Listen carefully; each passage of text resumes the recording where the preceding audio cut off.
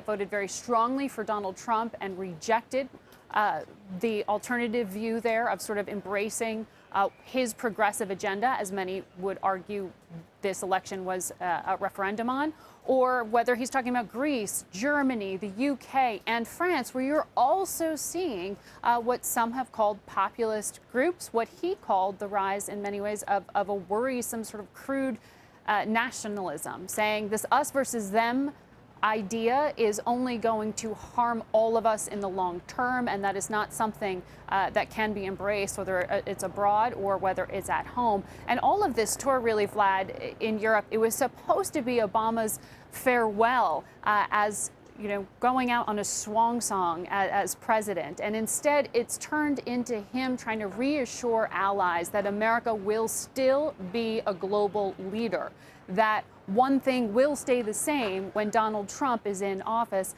and that's that the U.S. will continue to lead. However, all of these allies and the populace at large is concerned that Donald Trump, the president-elect, will do what he said he's going to do when he was on the campaign trail. And that is very much America first. That means not supporting NATO as much as they have in the past, even though you heard President Obama say privately Donald Trump told him that dedication to the military defense of Europe is not going to change. Margaret, the president is, as you pointed out, on this trip, meant to be a swan song. But now with the election of Donald Trump, you've got other far-right leaders in Europe sort of looking at the United States and seeing a path forward in their respective countries. I'm talking about Marine Le Pen in France, for example. In just hours after President-elect Trump won the election, both her father, who founded the far-right National Front in France, and Marine Le Pen were essentially tweeting, first the United States, then France. And that's something that we've seen across Europe. How will the president address that? Yes.